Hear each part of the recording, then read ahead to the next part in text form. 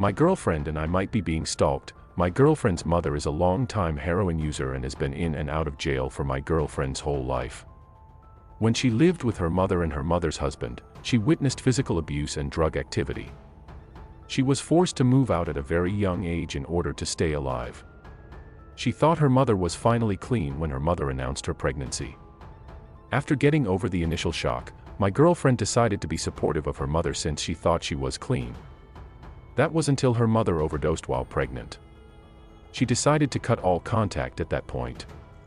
My girlfriend is also a mandated reporter and last year reported her mother and her mother's husband to the state since she knew it wasn't a safe situation for the baby. The baby died in their house not even a month after birth due to an overdose with signs of physical abuse. My girlfriend's mother was arrested for the murder of her baby and other charges. Her husband was arrested for child endangerment and other charges very recently. At first, the judge did not grant either of them bail. Eventually her husband was granted bail in which he posted. We did not know this until recently, which helped us put some of the pieces together. My girlfriend and I like to sit outside her house in the car and just chat or listen to music. Recently, there have been black cars around my girlfriend's house. She also is frequently followed by black cars when she drives me home. It's the same couple of black cars that do this, they're not just random ones. At first we thought we were just paranoid since everyone was still in jail, but when we found out that the husband was out of jail we began to doubt our insanity. The first major thing happened after my girlfriend and I went on a dinner date. We got home after dark and sat in her car for about 45 minutes before we noticed the same black car passing by us every few minutes. After 10 minutes of that, a different car drove towards us, flicking its high beams on when it got close enough for us to see who was inside. It swerved into the oncoming lane and I genuinely thought it was going to hit the passenger side of the car. It sped away and we ran inside. After that we started noticing the black cars more and more. This past Wednesday morning, around 3 a.m.-ish, the same distinct black van that we had been seeing pulled up outside of my house. This was weird because my GF and I live about 30 minutes from each other in two separate cities. A man got out of the van and shined a flashlight through my yard, scanning it almost. He shined the flashlight up at the window I was sitting at, kept it there for a second, then walked 30 feet to an empty driveway, scanned around there for 20 seconds before getting in the van and peeling away. The windows were ice-covered and frozen so I couldn't make out the specifics of the van, but it was strange. A few nights later my girlfriend and I spent some time hanging out in the car when we spotted a black van hiding behind another parked car further up the street. We could only see one headlight, but it creeped by us as we sat in the car. My girlfriend lives between two dead-end streets. Think of a very blocky U. She loves between the two prongs. The van went up the first dead end, 4 ways on, and sat for a few minutes before turning around and driving almost into the other lane of traffic to get close to us. It then went up the other dead end and stayed put. We thought it was weird that the van didn't just back out of the first dead end, instead opting to drive all the way up the narrow street and turn around. After a few minutes we call a friend and recount the story just to get an extra opinion. While my girlfriend was talking to our friend, I got out of the car to go for a cigarette and to see how far away the van was. I walked up the dead end that the van was on for about 15 feet before getting the worst gut feeling I've ever gotten. Across the street from me was a black mass, which was darker than the darkness around it. I decided to just turn around and rush my girlfriend into the house. Later that night we heard a bang coming from downstairs, followed by what sounded like a boot on wooden stairs. We locked the bedroom door and I sat against the door with a baseball bat, hopeful to barricade it. A few minutes later we heard a car door slam before the sound of tires squeezing and a car driving away. Our initial idea was maybe it came from the TV, but we had paused it and the TV in the next room is never loud enough to feel real. When I went downstairs an hour later to get water there was nothing damaged or missing. We theorized that maybe it was the sound of the front door trying to be opened even though it was deadbolt. My girlfriend's exterior wall doesn't face the road and we've never heard car sounds before. It is, however, next to a private driveway, and sometimes we'll hear her grandparents' car door close or the neighbors backing out. The next day I was shoveling the sidewalks at my girlfriend's house, an activity that took about 20 minutes, and I saw the same black Chevy Silverado with mud streaks on the tailgate. It circled the block about 4 times. I was able to see the silhouette of the man driving through the passenger side window, and each time it was the same man and same truck. My girlfriend lives in a small town and we were able to catalog the neighborhood cars. The black van and truck are abnormal. Our theory is that someone is trying to scare my girlfriend into not testifying, or flat out making sure neither of us ever have the ability to testify. We really just need more opinions. Are we just paranoid, or is this something we should actually be worried about? Do you think these are just weird coincidences? I was stalked in my student accommodation. I was stalked by a guest in my student accommodation. I'm 19 years old and living far from home in a studio room. I'm often up late, and last week I was just doing some laundry at around 11 p.m.-ish. I saw him sitting in the lobby. I saw him around a bit at night, but I didn't think much of it.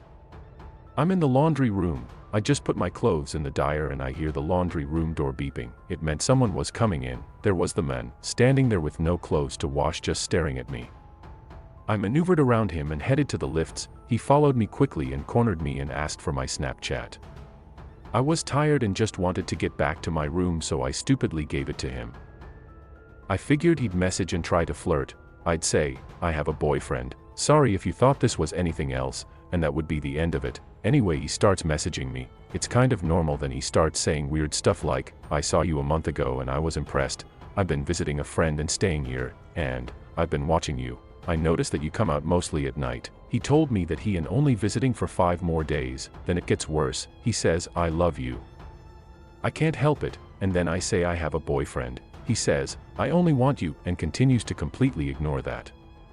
He asks to come to my room and I said no. Then he wanted a hug. He asked me if I lived alone and if I was a virgin. He kept saying he loved me and that I was perfect for him, that I impressed him. At that point I recorded all the messages on Snapchat, spoke to him a little bit more to gather evidence so that I could take it to reception in the morning. He's been watching me for a month. I got my guy friend who lives on the 2nd floor to walk me down to the laundry room. We sat in the student lounge area and my friend calmed me down. I was shaking with adrenaline and fear. We saw him around the laundry room again looking for me, but luckily I'd already picked it up. I run back to my room and my friend says that I can stay in his room, but I said it's okay, I'll just lock my door.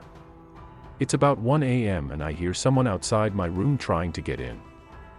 I ask my friend if he's outside my room and he said no, so I just froze. I didn't want to make a sound. I felt sick to my stomach and helpless. Eventually it stopped and whoever it was went away. In the morning I reported this to reception and then went to stay a few days with my boyfriend. Then after went to London to visit a friend, and last night was the first time I'd spent a night in my room since this happened. I'm very paranoid now. Sadly, I should probably be used to this. It's not the first time I've been sexually harassed. One guy tried to kiss me in a club by grabbing my head, and a bunch of other things have happened that I won't go into here. But anyway, I'm terrified to go outside my room after dark. I'm constantly looking over my shoulder and feeling paranoid.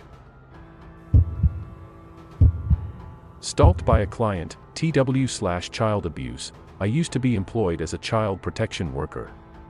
A report came through about a stepfather who was being abusive to his children. I was given the investigation by my team leader. When I interviewed the oldest child with the police, she had very visible physical injuries and told me exactly what had happened. I'll spare the details, but it was horrific. As the children were in his sole care, we knew that they needed to be removed immediately. We sent a team of 2 workers out to the children's school while myself and a colleague called the stepfather into the office. I lead the interview and it was horrible. He didn't even try to deny that he had hurt his stepchild. Basically saying, "That's my kid. I'll do what I want and you can't stop me." When I served him with the paperwork, he absolutely lost his mind. He was swearing and screaming and said, "If we were outside this building right now, I would FN kill you." We ended up running out of the interview room, pressing our emergency alarm, and I even had to make a police report about the whole thing. It got really messy. The next day we had court for the children and my manager decided I shouldn't attend due to everything that had happened the previous day. My colleague who attended told me that this man was at court and yelled several times. Something to the effect of, "Where is that CT of a worker who took my kids?" I remember feeling a little freaked out, but it's not uncommon to hear things similar to this when you have to remove a child. It's understandable that emotions are very high. You build a bit of a resilience working in this field, and overall I mainly felt relieved that those children had been placed with an aunt and were safe. About 2 weeks later I had to stay back late at the office on an unrelated job. It was about 9 p.m. when I finished and I was the only person there. I walked out the back of the building to my car. It was really dark, but when I got close I thought I saw a shadow moving at the front of my car. Just for a second and then it was gone. I was about 20 meters away at this point, but it startled me. I stood there for a second just looking at my car, wondering if I was just being paranoid. While staring into the darkness I started hearing tiny rustling noises, and whether imagined or not, all of the true crime horror stories I've ever heard flashed into my mind. Safe to say I freaked myself out and sprinted back to the building. I called my boyfriend to come and pick me up, explaining what had happened. By the time he drove up to the front doors I had convinced myself I was being silly and asked him to drive me around to my car. He circled around, and with the headlights shining on my car I could very clearly see that all 4 of my tires had been slashed. I was an absolute mess that night and called the police immediately. I was pretty sure that this man was responsible, but as I hadn't seen him I couldn't say for sure. I took a few days off and came back to a meeting with my manager, who had put together a safety plan for me and the other staff. She'd organized to have a security guard escort us to our cars and said very clearly that no one was to stay in the building after hours alone. Then about a week later a letter was delivered to the office addressed to me. Any mail that comes into the office goes through our reception staff. Our lovely receptionist opened it and it was a note that said, "You're as good as dead, bitch." The words were typed and printed. She was an older woman and burst into tears when she read it. It didn't say who had sent it, but I am convinced it was the same man. Over the next few weeks letters kept coming, each one getting longer. They addressed me as bitch and home wrecker, saying that I kidnap and abuse children. It was just horrible, horrible stuff. The threats in the letters were the worst. The person writing them threatened to rape, torture, kill, find out where I live, and to burn down the entire building. To be honest, the police were less than helpful. They basically said that given the nature of our work they couldn't conclusively say it was this man, although they had questioned him. To me it all seemed like a pretty massive coincidence. I'd never had anything like this happen before. They did say they were taking the letters very seriously and tracking down where they'd been posted from, but I never heard anything back about that. My workplace took the threats very seriously too. All of the security was bumped up across the building and all staff completed refresher training on emergency management. One day on the way home from work I noticed that a car was following me. At first I thought I was being paranoid, so I drove down a bunch of little streets, double-backed onto the same route in a way that would make absolutely no sense. Even after all that, a dark green Camry was still paced a little way behind me. I freaked out but had already planned in my head what I was going to do in this situation. I headed straight to the police station, planning to pull right up to the front of the building and beat my horn until I had someone's attention. The second I pulled into the police station the green Camry drove straight past and disappeared down a nearby side street. I sat there for a good 20 minutes too scared to get out of the car in case they came back around the corner. It dawned on me that in my panic I'd forgotten to get the license plate. That upsets me to this day. I told the police what I knew, but they told me that the man didn't have any car registered in his name. This was the final straw for me. I was a nervous wreck. I was looking around constantly at work and at home. I knew that he lived relatively close to me, so I even stopped going grocery shopping in case I ran into him. I stayed on stress leave for a month and heard from colleagues that the letters kept arriving. I was very honestly ready to quit, but then COVID happened. It really changed everything. Everyone went into lockdown and all access to the office was restricted. I started back working from home, driving a work car to and from appointments. I didn't go into the office regularly anymore, only allowed in small working groups when absolutely necessary. Over the next year the letters slowed and eventually stopped. By the time we were allowed back in the office there hadn't been any sign of this man for almost 7 months. About a year later I left child protection. I don't know what happened with those children, but my hope is that they are happy and safe with their family. And as for the men who I believe stalked and threatened me for doing my job, let's not meet ever again.